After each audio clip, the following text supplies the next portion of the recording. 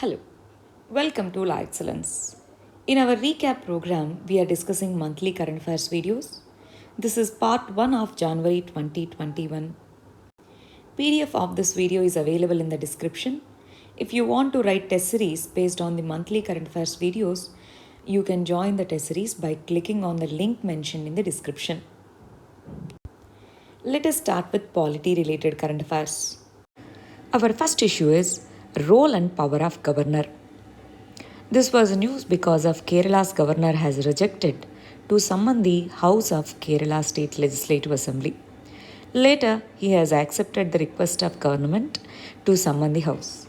In this regard, we have to understand what are the powers of governor with regard to summoning the House, and will this come under discretionary power of governor, or should the governor function under aid and advice of the Council of Ministers headed by Chief Minister with regard to summoning the House? We have to understand these 2 points. Before that, let us understand briefly about the powers of governor. Article 153 says there shall be a governor for each state, and governor is appointed by President of India. Governor has dual role. One, he acts as the constitutional head of the state and functions as the link between center and state. According to Article 157 and 158, governor's eligibility conditions are mentioned. According to 163, very important, according to 163, governor functions under aid and advice of Council of Ministers headed by Chief Minister. Governor appoints Chief Minister. Governor provides assent, withholds the assent, or reserves the bill for the consideration of President of India. Governor can promulgate ordinances under certain circumstances under Article 213. These are the general provisions with regard to role of governor. Now let us understand the power of governor to summon the House of the Legislature. Few states have bicameralism, that is, they have 2 legislative houses, and few states have only single legislative house, that is, Legislative Assembly. With regard to any state, under Article 174, governor shall from time to time summon. Summon means asking the members to come for the session of the House. Summon the House, or each house or separately both the houses. He shall request for summoning, and governor also has the responsibility for ensuring that House is summoned at least once in every 6 months, that is, the maximum time gap is 6 months. And in this context, governor summons the House according to Article 163, that is, under aid and advice of Council of Ministers headed by Chief Minister. In this context, can this be called as the discretionary power? No. What are the discretionary powers with the governor? 1. In case of no confidence motion, or if the government loses the trust motion, governor has the discretionary power to summon any party to form the government and ask them to prove the majority at the house of the session, that is, at the house of the legislature. And governor also has the discretionary power in case of recommending a bill for the president, and governor has certain discretionary powers with regard to 5th and 6th schedule areas. But governor doesn't have any power under Article 163. He or she has to exercise the power of summoning the House under aid and advice of Council of Ministers only. Next issue is controversy with regard to powers of Lieutenant Governor of Puducherry and Chief Minister of Puducherry. In the month of January 2021, Chief Minister of Puducherry has complained to central government that Lieutenant Governor is intervening in the day-to-day functions in spite of Madras High Court and Supreme Court judgments to not to intervene. Then in the later months, central government has recalled the Lieutenant Governor of Puducherry and appointed Telangana's governor as the Lieutenant Governor of Puducherry also. Now in this context, let us understand the constitutional powers and limitations of Lieutenant Governor of Puducherry. Under Article 239 to 242, Part 18 of the Indian Constitution, it deals with administration of union territories. President of India can specify the designation of an administrator. It can be Lieutenant Governor, Chief Commissioner, or Administrator. Only three union territories have legislative assembly and council of ministers led by chief minister. What are they? First one is Puducherry, second one Delhi, the latest one is Jammu and Kashmir. Now Puducherry Union Territory is governed under Article 239A of Indian Constitution. Under that we have Government of Union Territories Act 1963. This provides for a legislative assembly of Puducherry with council of ministers to govern the union territory. The act says that this union territory will be administered by President of India through the Lieutenant Governor. Council of Ministers headed by Chief Minister will aid and advise the administrator. Advise the administrator. Lieutenant Governor, for his action, he has the discretionary power, but in case of any difference of opinion between Lieutenant Governor and the Council of Ministers, the Lieutenant Governor or administrator is bound to refer that matter to President of India, and based on President of India's advice, he or she acts.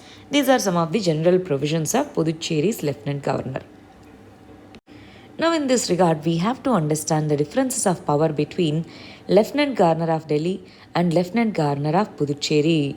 Please go through this table, understand the differences between the two offices.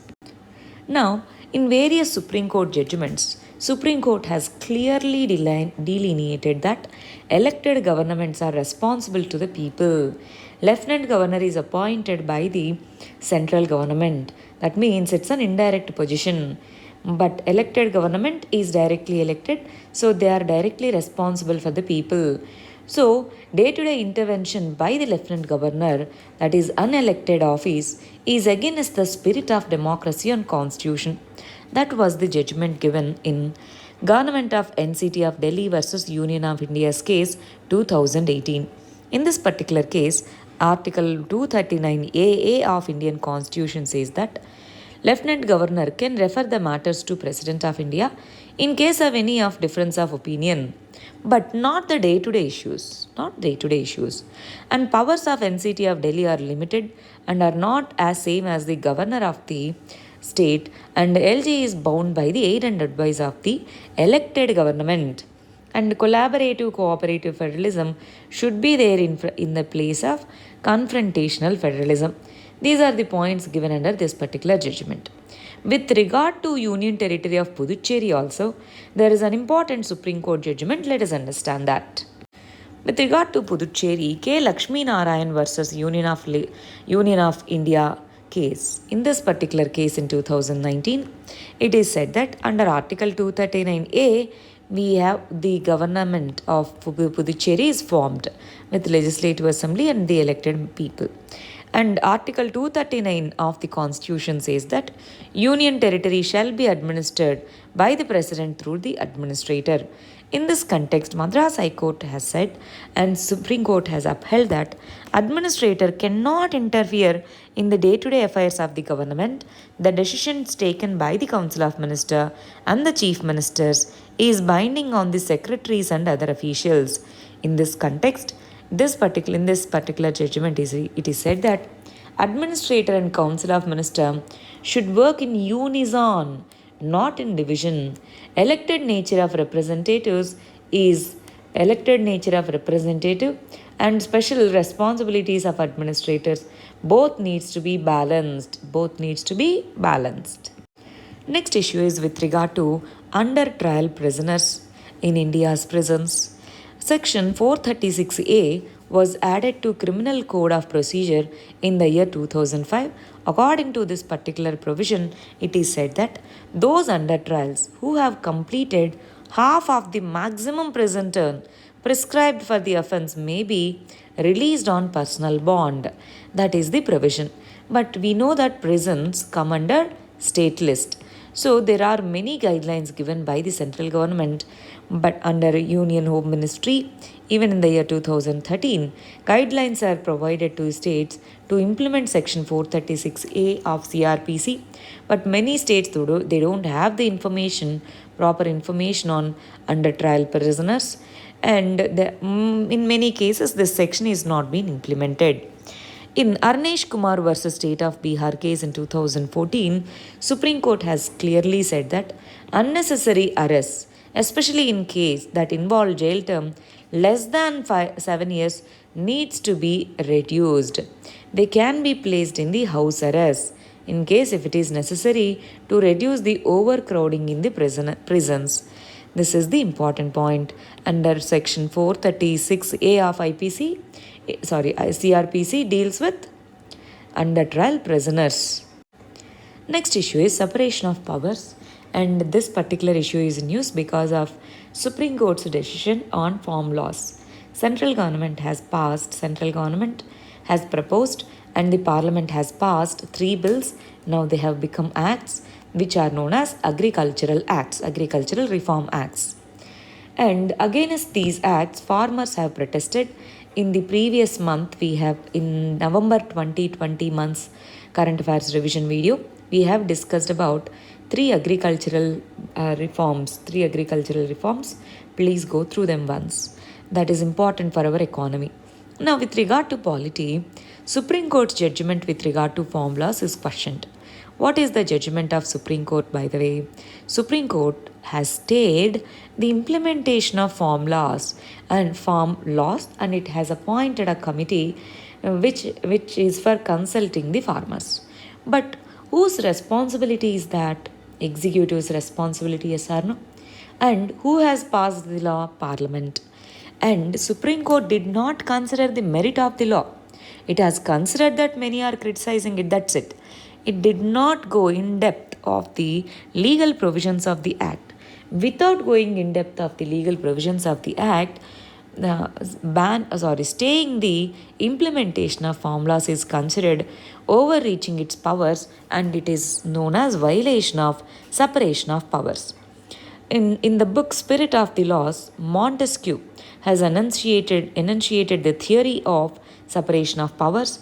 According to that, executive, legislature, judiciary, they all have their own powers and functions, and they have to function separately. This doctrine is known as doctrine of separation of power. Now, protests are happening. Protests are right.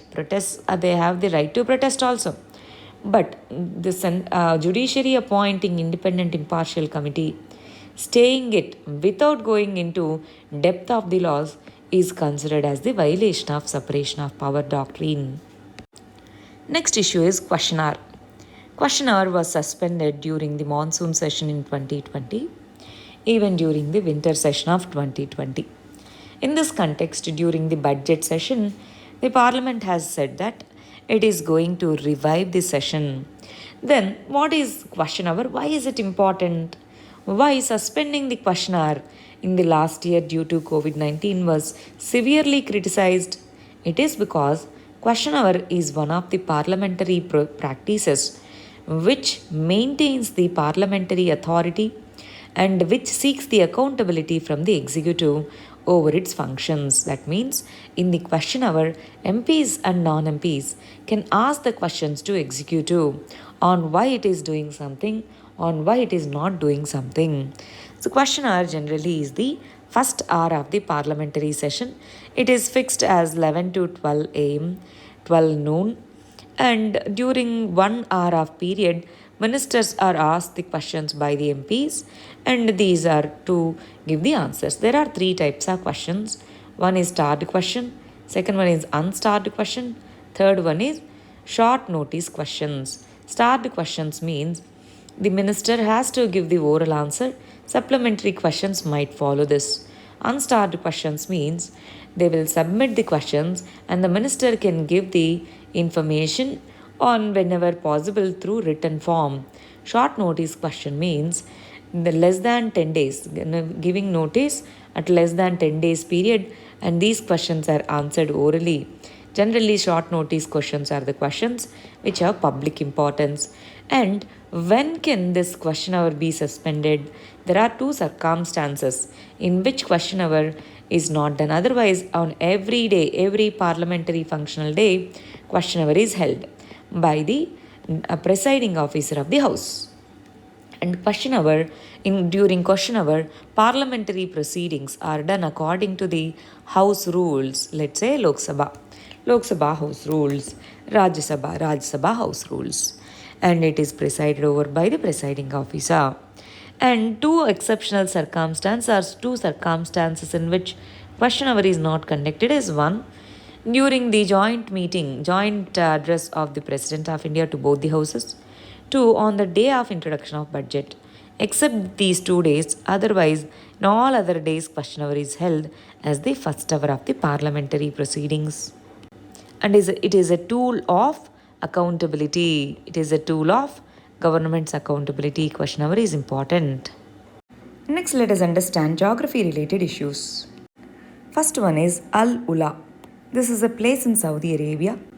This was a news because solidarity and stability deal was signed at the 41st Gulf Cooperation Council Summit at this particular place. This place is nearby the desert region, Al-Nufad Desert. This place is important because Saudi Arabia wants to develop it as a tourism hub for the nature's wonder.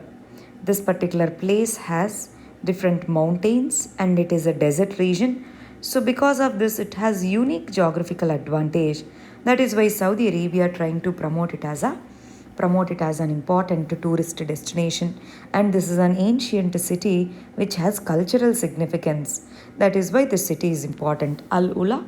And this summit, this solidarity and stability deal is important because Qatar and Saudi Arabia, they had clashes recently, disputes, and this particular deal tried to solve these disputes. Next issue is Kevadia. Kevadia railway station is declared as Swachh railway station. That is why this is in news. Where is this place? Gujarat's Kevadia railway station. This is in Gujarat. It has become the first railway station with green building certification. This is nearby this world famous Statue of Unity. This is world's tallest statue, and this is the railway station nearby. This is the first railway station with green building certification since the inception of the construction. And Statue of Unity is the world's tallest statue, which is located on the island in the river of Narmada. Next issue is Israel and Palestine. USA under Trump's time, they have de-recognized Palestinian status. Now under Joe Biden, it started recognizing the Palestine. That is why it was news. In this context, let us understand the geographical location of Israel and Palestinian territory. Israel and Palestine, if we look at this map, there is this territory known as Gaza Strip. This has border with Egypt's Sinai Peninsula, and this side of it is West Bank. This particular lake is known as Dead Sea, and we have a river known as Jordan River. As the city is located on the west side of the Jordan River, this is known as West Bank region. Israel and Palestine, they have maritime boundary with Mediterranean Sea. Now, with regard to countries with which Israel and Palestine have borders, let us understand this. On the northern side, Israel has Lebanon and Syria. On the eastern side, it has Jordan. On the western side, it has Egypt and Sinai Peninsula. And on this side, we have Saudi Arabia, but Saudi Arabia doesn't have direct border with Israel. And there is a place known as Golan Heights. This region is under Israel's occupation now, but it originally belongs to Syria. This particular region known as Sinai, Israel occupied it in 1967 war and it has given it back to Egypt. So this area is controversial. Now this one, Jerusalem, is the area which is highly controversial between Israel and Palestine. Palestine says it is its territory. Israel says no, that is their territory. Likewise, there is a controversy with regard to this. In the later months, we will understand that there was a war between Israel and Palestine. We will understand that later. But as of now, let's understand the geographical features of Israel and Palestine. At the southern edge of Israel, we have Gulf of Aqaba. This region is known as Gulf of Aqaba, which opens up into Red Sea. Gulf of Aqaba. Important. Next issue is Despang Plains. Despang Plains is in news because of LAC conflict between India and China. Despang Plains is located near to this DBO, that is Daulat Beg Oldie. This is the very few places where tank maneuvers are possible. During 1962 war, Chinese troops occupied this plain, and again we took it back in 2013. Chinese troop came 19 kilometers inside, and then there was a standoff between India and China at the time also. The Spang Plains are important because of its strategic location. Daulat Beg Oldie has an airstrip. First, let us come from the north. This is Karakoram mountain pass. This is Daulat Beg Oldie, which is under India's possession. Y Junction region. The Spang sector. This is Galwan Valley. This is Hot Springs area. This is Gogra area. This is the north bank of Pangong Tso. This is south bank of Pangong Tso. Now, in this context, the Spang Plains is important because of its strategic location, and Karakoram Pass is located at 18,000 feet, and highest height of Daulat Beg Oldie region is 16,700 feet. So, this is considered one of the highest motorable routes. The Spang is a plain region in nearby Aksai Chin region. Next issue is marine heat waves. Generally, we know that heat waves occurs on land because of high diurnal temperatures. But we have to understand that marine temperatures are possible not just in summer, even during the winters, marine heat waves occur. Heat waves occur in the ocean. These are known as marine heat waves. These marine heat waves occur when the ocean temperatures are extremely warm for an extended period of time, which impacts the marine ecosystem and the marine related sectors. Such phenomena is known as marine heat waves. During the winters also these events can happen. What are the primary reasons for marine heat waves? Ocean currents, especially warm ocean currents, and large scale events such as ENSO, El Nino, Southern Oscillation, global warming and climate change. These are also important reasons for marine heat waves. What are the effects of these marine heat waves? They can cause economic losses because they impact the fisheries and aquaculture directly, and temperature sensitive species such as corals get damaged. In southeast of Australia, that is near the Great Barrier Reef region, winter maritime or marine heat waves are also observed. These marine heat waves are one of the reasons for coral bleaching in the Great Barrier Reef. Recently, UNESCO has declared Great Barrier Reef as threatened heritage site. That is why this is very, very significant. Next issue is Rattle Hydropower Project. It is one of the strategic hydro projects on the Indian side on the Indus River system. Where is it located? Initially, it is proposed as the Run of the River hydroelectric project. Now, there is going to be a gravity dam, 133-meter tall gravity dam that is going to be built on Chenab River in the Kishtwar region of Jammu and Kashmir region.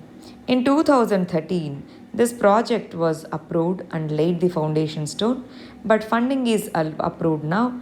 This is going to be one of the strategic projects. There is a treaty known as Indus Water Treaty. According to Indus Water Treaty, all east flowing rivers and west flowing rivers. East flowing rivers belong to India, that is Satluj, Ravi and Bias, and Chenab, Jhelum, Indus. Majority of the share goes to Pakistan. That is the deal which is brokered by World Bank. Now, in this context, Pakistan says that this project violates this Indus Water Treaty, but India says no. We are using our own share of the waters. India is not holding large amount of water. That is why India says it is viable and it is okay under Indus Water Treaty, but Pakistan says it is violation of IWT, Indus Water Treaty. Rattle hydropower project is built across Chenab River. Next, let us understand history and art and culture related current issues of January 2021. First issue is Basaveshwara, new Anubhava Mantapa.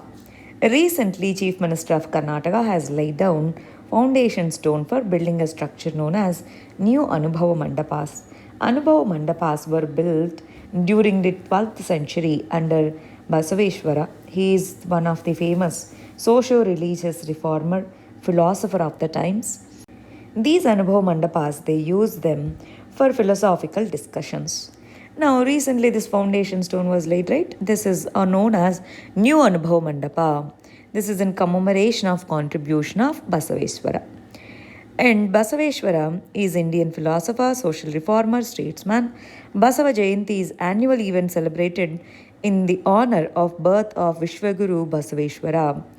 This particular new Anubhav Mandapa, the structure shows 12th century Anubhav Mandapa, which is known as first parliament of the world, established by the Basaveshwara in Basava Kalyan region. This building, new building, will adopt the Kalyan Chalukya style of architecture, important Kalyani Chalukya style of architecture, and Basaveshwara is famous for Vachana reformist movement. Vachana reformist movement. Vachanas means poetry. So Basaveshwara, 12th century, in these Vachanas, they focused on social equality, addressing the social inequalities such as caste, class divides, gender divides, etc. Tradition of Lingayatism is known to have been founded by Basaveshwara. Next issue is Kalaripattu. Kalaripattu is one of the oldest art forms, martial art forms of India. This belongs to the state of Kerala. There are many martial art forms of India. One is Gatka, famous in Punjab. Kalaripattu, Kerala, one of the oldest surviving martial art forms. Mallakamb, MP and Maharashtra. Tangta, Saritsarak are famous in Manipur. Thoda is famous in Arunachal Pradesh. Remember, there is one more name, Thoda tribe. We are discussing martial art. Martial arts name is Thoda. Silabam, Tamil Nadu. Lati, Punjab and Bengal. Inbu on Whistling, Mizoram. Kuttu Varsai, Tamil Nadu, famous in Sri Lanka and Malaysia also. Mustiyuddha, famous in North India. Parikanda is famous in Bihar. These are some of the Indian traditional art forms. Kalaripattu is held at high regard, and establishment of Kalaripattu Academy in Kochi has led to a revival of this art form and making this art form more famous in the region. Next issue is 125th birth anniversary of Subhash Chandra Bose. Central government has decided to observe 23rd January as Parakram Divas, that is on the birth anniversary of Subhash Chandra Bose. Government has decided to celebrate it as the Parakram Divas. Some of the famous quotes of Netaji, that is Subhash Chandra Bose, include, "Give me blood, I will give you freedom." Other quotes include, "Freedom is not given, it is taken." Likewise, there are many famous quotations of Subhash Chandra Bose. He has established the government in the Singapore, which is known as Indian Provincial Government, in the year 1943 with the help of Japan. And he gave greater legitimacy to the Indian freedom struggle across the countries.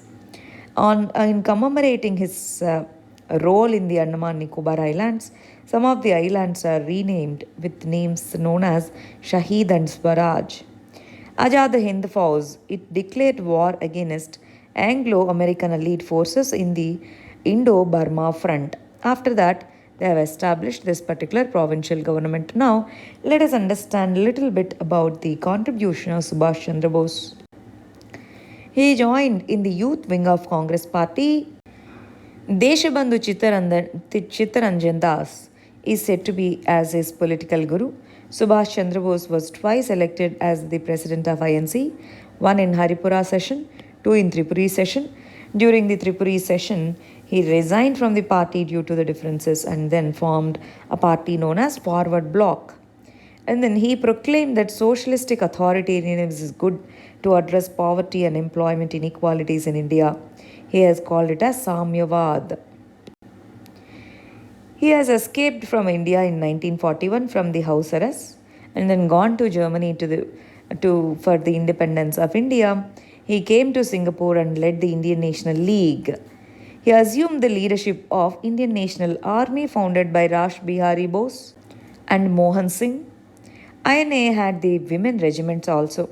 In 1943, Subhash Chandra Bose has proclaimed provincial government of independent India in Singapore. He went to Andaman and occupied that by the Japanese forces, and he went to Andaman and hoisted the Indian flag there. Netaji Subhash Chandra Bose was said to be allegedly died in a plane crash over Taiwan region. He coined the term Jai Hind. His famous quote is, "Give me blood and I shall give you freedom." He selected for the ICS services but did not join. He joined in the independent movement. He is the one who called Gandhiji as the father of the nation. Father of the nation. He has written a book known as Indian Struggle. His newspaper is known as Swaraj. And government has announced 23rd January as Parakram Divas. We already understood it. And 23rd December is also celebrated as the Subhash Chandra Bose Apada Mitra Puraskar Divas. That means those who have contributed for the better and effective disaster management, they will be recognized and given awards on that day. Next issue is Pravasi Bharatiya Divas. Pravasi Bharatiya Divas is celebrated on 9th January every year to mark the return of Gandhiji on 1915. On this day, Pravasi Bharatiya Samman awards are given to NRIs as well as persons of Indian origins, individuals and to the institutions by the President of India. Pravasi Bharatiya awards are given by the President of India. Pravasi Bharatiya Divas, January 9th, 1959 is the day when Gandhiji came back to India. That's why the day is celebrated as Pravasi Bharatiya Divas. Next issue is Prabuddha Bharata Journal. Prabuddha Bharata Journal is Ramakrishna Matam's or Ramakrishna Mission's journal, English journal, started by Swami Vivekananda. It is still running. This particular journal has contributions from various leaders like Netaji Subhash Chandra Bose, Bal Gangadhar Tilak, Sister Nivedita, former President Sarvepalli Radhakrishnan, etc. They have contributed to the journal over the years. So it was started in the year 1996. It is considered one of the longest running English language journals of India. Next issue is Raisa Traditional Textiles. Raisa is the name of the textile. Tripura government is trying to promote Raisa nationally as Tripura's signature garment. For this, various initiatives have already been taken by the Tripura government and it is being branded under India Handloom brand and government supports under Local for Vocal scheme. Raisa is nothing but it's a hand woven cloth. This is used majorly as a female upper garment and male members can also wear this as a traditional textile, as a headgear, as a stole, etc. Gariya Puja is one of the harvest festivals of Tripura, important festivals of Tripura. In this festival, Gariya dance is performed. Raisa is used as a religious textile during this particular Gariya Puja festival. These are the issues for part 1. We will discuss the remaining issues in part 2 and 3. Thank you very much. All the very best.